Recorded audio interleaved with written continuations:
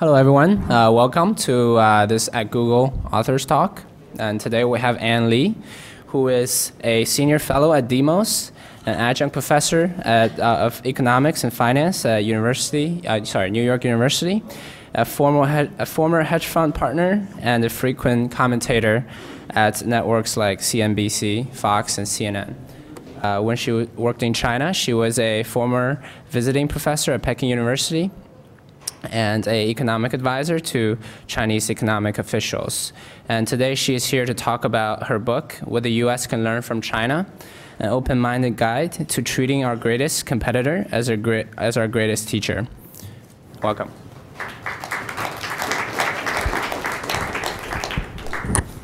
I really want to thank Google for hosting me today. It's such an honor. I flew in from New York, and it's much warmer here. And thank you all for taking time out of your busy schedule to come hear my talk, especially to such a serious topic like this, because I know that sex, money, and violence sell, and this book is missing all three. Actually, the other day I was thinking to myself, if my publisher wanted to sell more books, perhaps they should have put on a different cover that was more misleading. Perhaps something with Kim Kardashian walking down the wedding aisle with Yao Ming. That might have been a little bit more National Enquirer. But anyway, I'll get into the book now. Oftentimes, people do ask me, why did I write this book? And it's a particularly interesting question, especially for those who know me, because I had spent at least a decade on Wall Street as a bond trader and a credit derivatives trader. And so I didn't do much writing then. In fact, a friend of mine said to me that I was the only woman he ever met who replied to his emails in one-word sentences. It was either yes, no, or maybe. So obviously, I was very motivated to write an 80,000-word manuscript.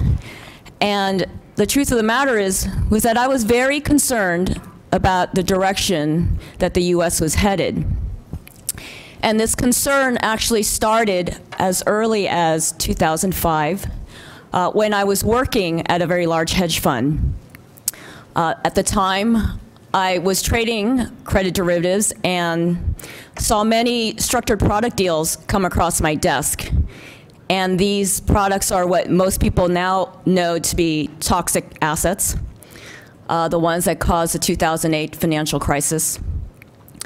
And I had seen a lot of irregularities in these deals.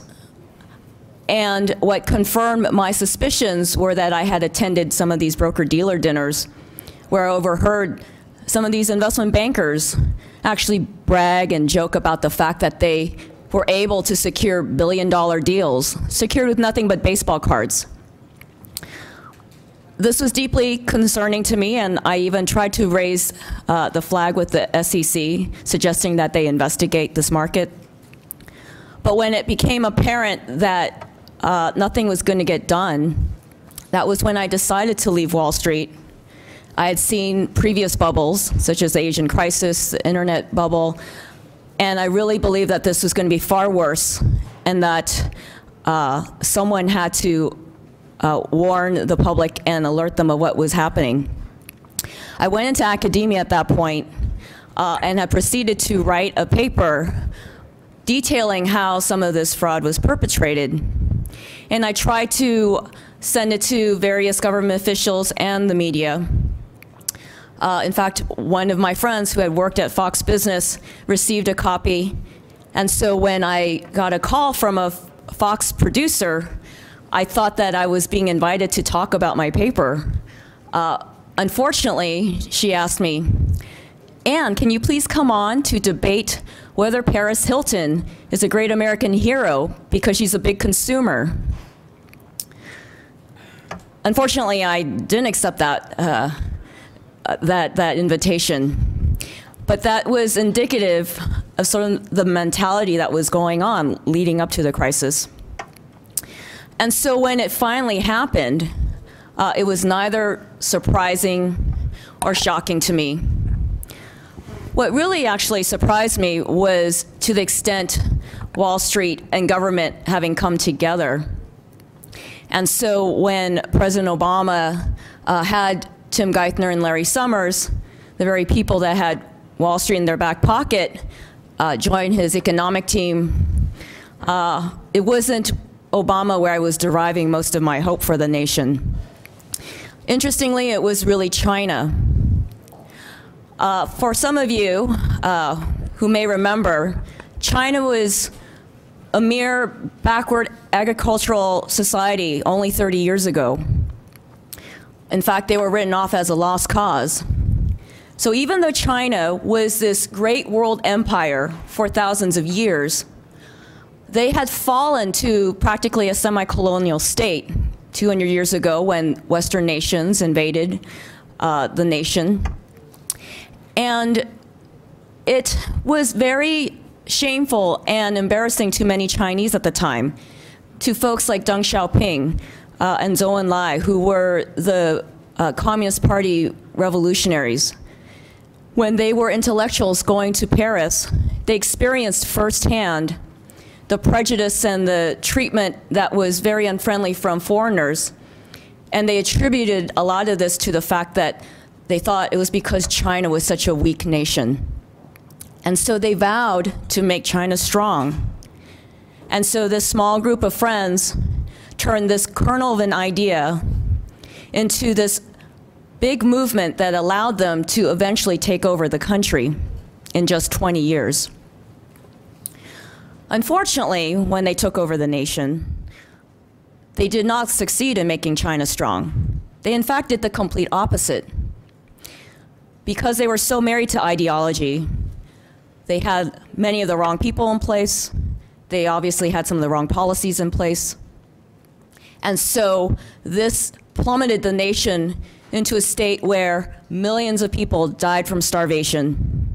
In fact, more people died from that than in World War II. But fortunately, some of these folks, such as Deng Xiaoping, did not give up the dream of making China strong. They continued and persisted in trying out what would work for China. And through trial and error over many different policies, they finally came together and found a set of ideas that would help put China back on the right track. These set of ideas are basically what I discuss in my book. I wrote this book believing that these ideas would actually be workable in a democratic capitalist society, modified, but there are certain elements that are true for all societies.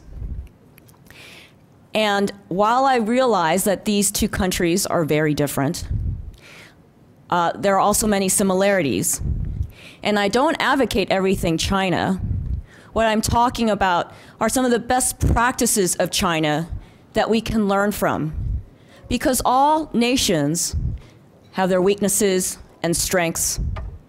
And if we only dwell on the weaknesses, we are missing an opportunity to learn about what they do right. Because learning can be a two-way street. They've learned plenty from us, and we can learn from them. Because while the US is a very strong nation, we're still not perfect. We make many mistakes. And so if we can find a way to set aside our prejudices and take the best from the West and integrate them with the best of the East, perhaps we can advance civilization and create a better world for all. So I do cover a lot of ideas in my book, and I'm not going to have enough time to go over all of them. But I would like to highlight at least a couple major themes that I think are particularly relevant in the presidential election year. One of the ideas I discuss is the idea of leadership selection. Today, I think the United States is suffering from a crisis of leadership. Our politicians are polling at historic lows Poll after poll show that. 60 Minutes recently reported that Congress had an approval rating of 9%. And movements such as Occupy Wall Street have been spreading like wildfire. These are very disturbing trends because as soon as a nation where the people do not think their government is legitimate, government could start taking more drastic actions in order to maintain the status quo and keep people in government in power.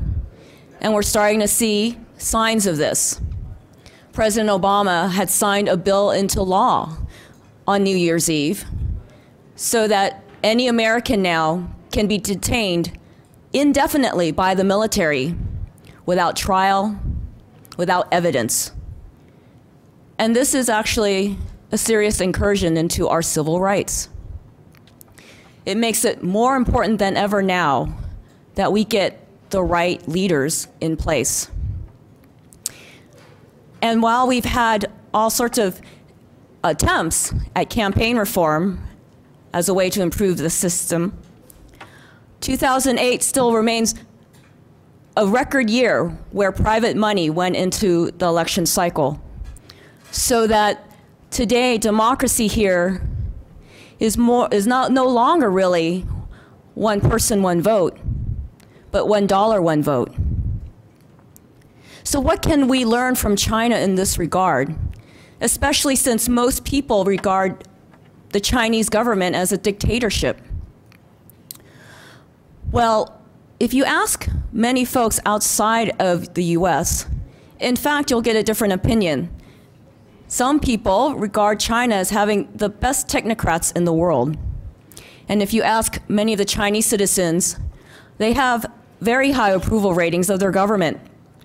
Pew Research out of DC here has conducted research polls, opinion polls in China for several years now, consistently showing that the opinion polls of the government have been hitting over 80%.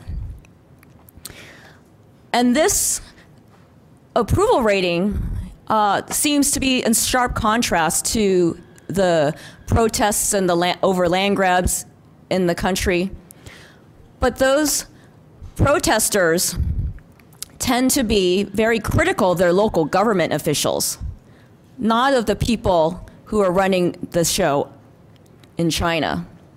So how did they get this level of legitimacy among their people? What can we learn? Well, the Chinese have a belief that the honor of running a nation should only belong to the people who have earned the right to do it. This idea of earned authority is very similar to the idea of a corporation where we don't elect a CEO to the top based on some popularity contest. No, the person who gets to run the organization has earned the right through an entire career proving that they have the skills and the knowledge to produce beneficial change. And so if you want to go work in the Chinese central government, you first have to take a competency test by the time you're 35. If you don't pass this test, then you must stay in the private sector. And this is a very difficult test. I personally have not seen it, but it has a pass rating of less than 20%. So right off the bat, they attract a lot of the brightest minds in China to go work for the government. And by having that cutoff, they restrict the conflict of interest that can happen between the private and public sector, something that we've seen in our own government.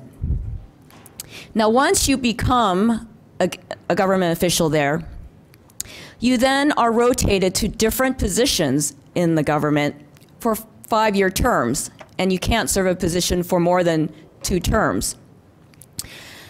And while you're in this position, you get evaluated 360 degrees a la McKinsey style. And then if you do well, you get promoted. And if you don't, you get demoted, and your compensation reflects that. And they try to do this so that they're aligning the government's roles with the interests of society this way, so that it is about helping produce productive change, not based on money and compensation alone. So for example, if you're a government official, you could be put in a position to be a university president of a major university. Then you must demonstrate during that time how you've improved that institution. Perhaps you've increased the number of foreign exchange programs to other universities around the world. Maybe the number of graduates from the university went up in terms of their ability to get high-paying jobs. So they get measured on a number of factors, and this happens throughout their entire career. So by the time they get considered to be a high-level official for the Politburo or the Standing Committee, they would have already served decades in their nation in various roles, showing that they have produced productive change and have benefited millions of Chinese. So many of these Chinese citizens then view that these people at the top have a collective wisdom, that they know what to do in terms of leading a nation, that they have selected the best people for the job. Now, how can we take that and incorporate into the US? Because I'm obviously not advocating that someone must go through the ranks of government here to become president of the United States. But what I'm saying is that there are certain elements that make sense. I suggest in my book, why not introduce a competency test for policymakers here? Today, the only area where we provide these tests are to our foreign service, who become our ambassadors to other nations. But virtually every other agency doesn't require this. And our system today, where the saying, "to victor go the spoils," is more true than ever. When President Obama or anybody else who becomes the head of state will have the plum book where they can appoint different high-level positions throughout government. These tend to go to people who are probably their high campaign donors or other people who they owe political favors. And this may not necessarily be in the public interest. For instance, President Bush had appointed Michael Brown to be head of FEMA during Hurricane Katrina. This guy had no emergency management experience whatsoever. And yet he was charged to run this thing, and we saw the results of what happened. So I am not suggesting we replace our systems, but perhaps we improve it. And another idea is a thought, well, maybe we should restrict the revolving door. Today, it's a well-known business model where someone can go get elected into Congress or work in a regulatory agency and then leave and go to the private sector, set up a shingle on K Street and become a lobbyist and earn millions of dollars that way. This sort of conflict of interest, again, can be very harmful to the public interest. Another idea I bring up is perhaps we should demand track records of people who want to seek higher office. This could be a great way to vet who is qualified, so that they have to have shown they've led an organization and have provided beneficial change, that they have shown that they have the moral compass to help society. Another major theme I want to talk about is the idea of having long-term visions. Because today, I really worry that our nation is suffering from a disease that I call short-termism. We have politicians who can really only think in terms of two-year election cycles. We have a lot of corporations who have to meet short-term profits demanded by Wall Street. I don't think there are enough people who are actually taking a step back and asking, where do we want to be in 10, 20 years' time? And how are we going to get there? So again, I turn to the Chinese system and say, where can we learn here? The Chinese have institutionalized something called the 5-year plans as a way to avoid the temptation to have short-term band-aids. I know a lot of folks have dismissed this idea because they associate 5-year plans with central planning of top-down and of the disasters under Mao. But what I'm suggesting today is that the way they practice 5-year plans now is very different from what happened then.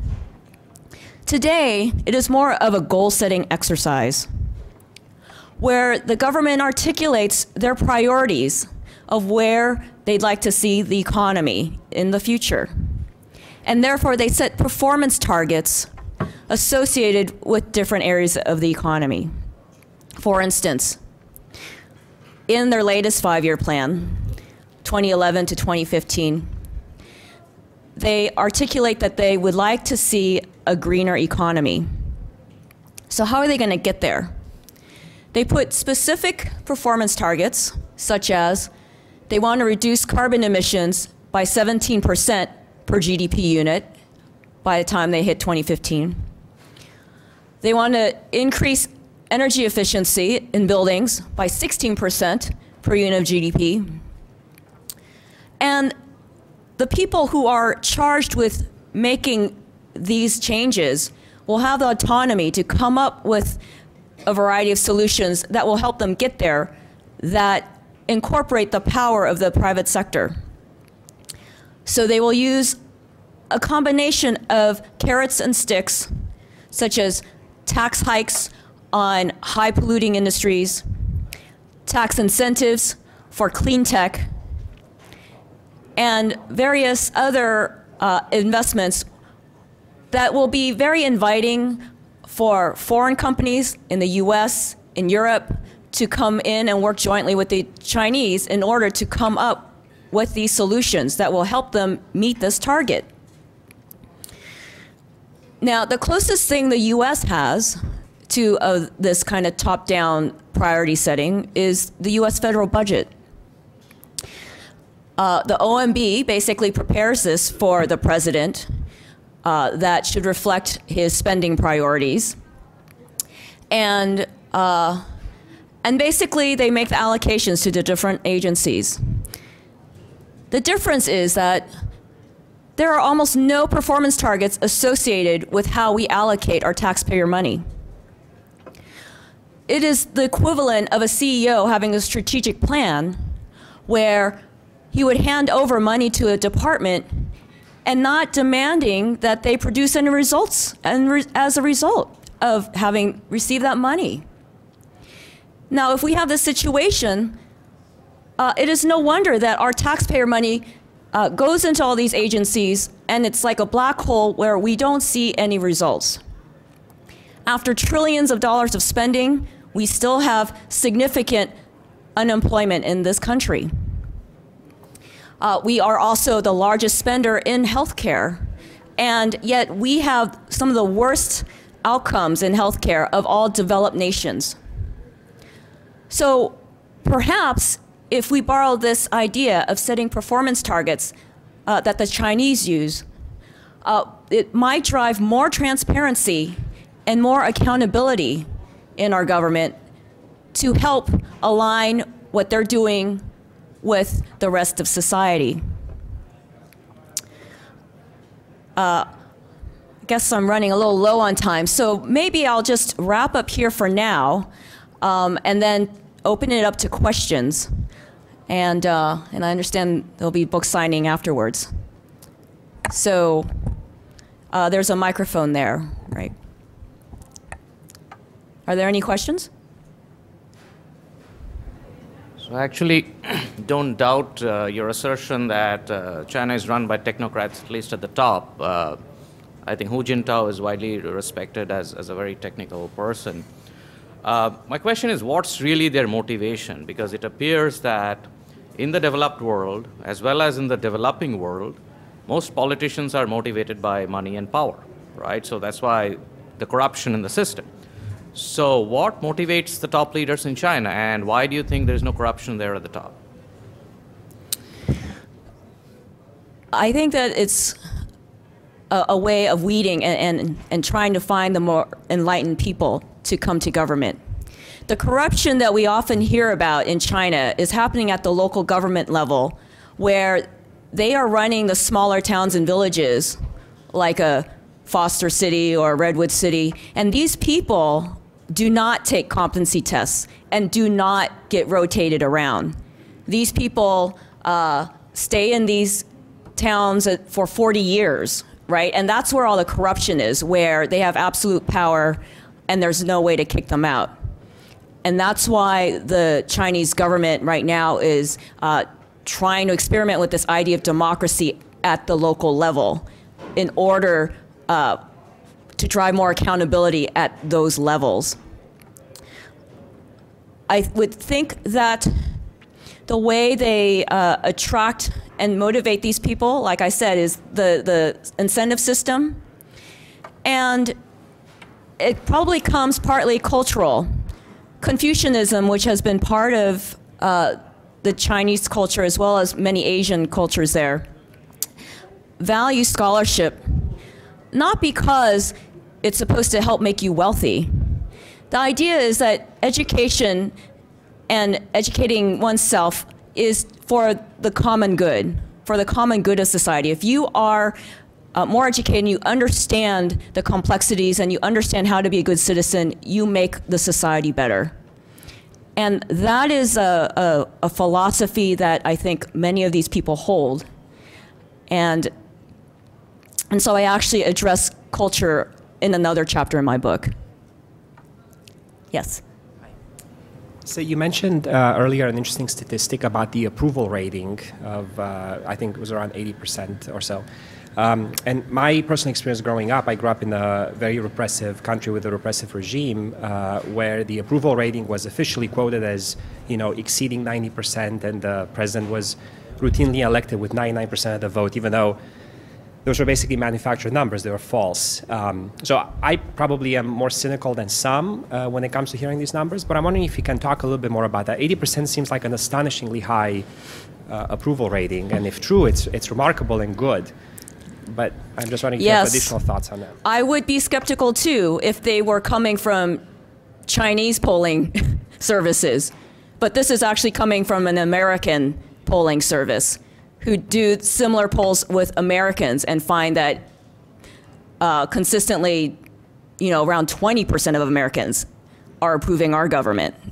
And so they publish these results online, and so because it's coming from an objective source, I'm more inclined to believe that, and that they can't be manufactured that way.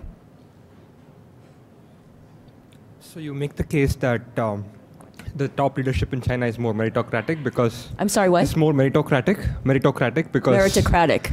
Because... The US or the... I'm sorry. The top. You make the case that the top leadership in China is more meritocratic because they're not driven by electoral politics, short-termism, and so on. So do you see that like people in remote areas of China, if they have the merit, like Tibet or other regions, can make it to the top leadership of China in Communist Party? So the question is, do the other people believe they can make it to the top? Do people believe in... Yeah, and Hu Jintao and Wen Jiabao are exactly two examples. Both of them did not come from privilege at all. They didn't have revolutionary background from their parents or anybody else. They came from the poor rural areas of China. And because they were able to prove themselves over time, pass the test and get involved and prove themselves through merit, they got to the top. And therefore, in some ways, it's almost more democratic because it doesn't rely on you being able to be a billionaire to run for office or that you sell your soul to a corporation. It's about you making it to the top on your merits of your own performance. Hi. I wonder if you could explain for me what fuels your optimism for the U.S. It seems to me we have one party that is now giving us indefinite imprisonment without trial. We have another that's openly discussing the plausibility of abolishing the Department of Education. And most interestingly, the public of the U.S. show a willingness to vote for these nut jobs. So in a democratic system where people are democratically racing for the bottom, how is it that you're still standing up here and talking about policy and not simply moving to a more sensible country? I believe my sense of optimism comes from the fact that small groups of people can affect powerful change. And that's why I started out with the story about Deng Xiaoping and his other colleagues. And even if we look at our own history in the United States, we've made tremendous changes and reforms, which started with small numbers of people. And it took a long time. It took many years to abolish slavery. It took decades also to give the right to vote to women. So you have to fight hard for them. And obviously, the folks who benefit from the system today are going to fight hard to maintain the status quo. But if more and more people understand and spread the word, like what happened with Occupy Wall Street, I think that it's possible, and so that is why I remain hopeful. So if the approval rating is so high, why is there so much censorship by the government? They seem to be hiding things from the general public and brainwashing them. So if they're already very popular, there is no need to do something like that. So why do you think that's happening? I know that often comes up, and I would say that the government's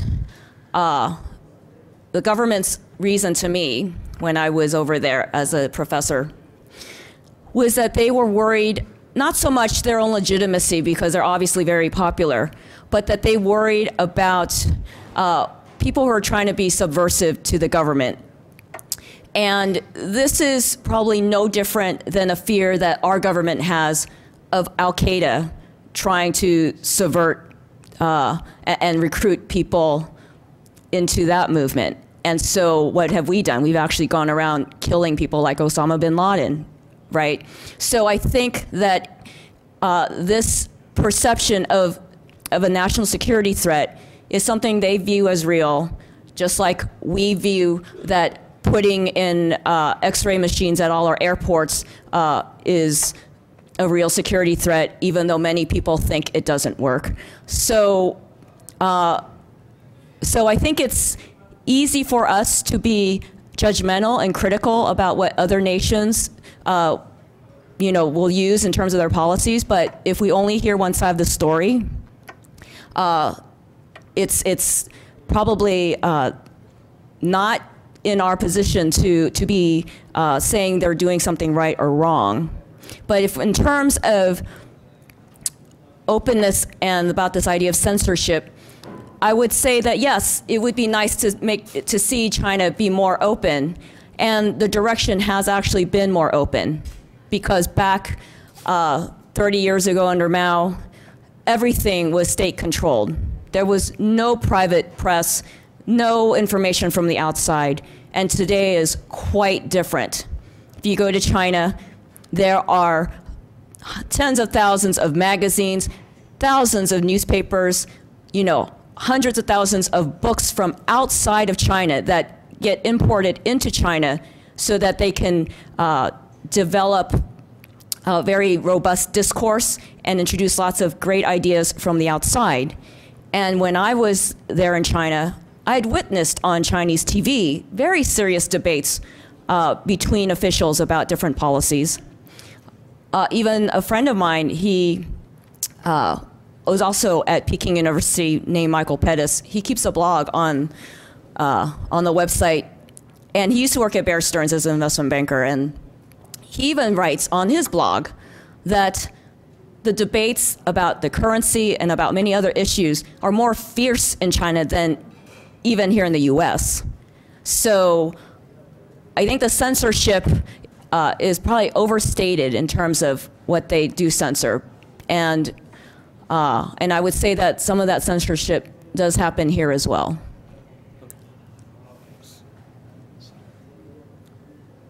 So in the modern era, most officials in high office in China come from an engineering background, whereas in the US, most of them come from a law background. How do you think this difference affect the policies of the two countries? And how can we have more engineers in US politics? I'm glad you asked that question because I published an article recently in the American Prospect addressing that idea. Because not only do we want to have a more balanced legislature, it's also even more immediate in our job situation. Today we have 3 million jobs that go unfilled in the United States for 6 months or longer. Most of them are in technical fields. And the hiring managers and the CEOs, a lot of these companies basically say they can't find the talent to fill them. And when you look at what kind of degrees that college graduates are having, in 2010, over 80,000 of them came from performing arts and less than 13,000 in electrical engineering. And so we vastly need to rebalance our talent portfolio in this country.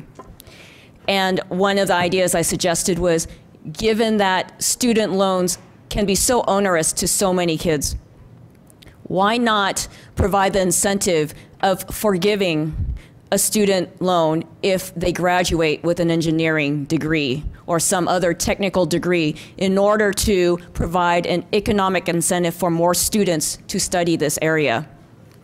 That could be one way of addressing it. And yes, the character of the debate and policies do reflect the backgrounds of our leaders. I talk about that in one of my chapters called Special Economic Zones.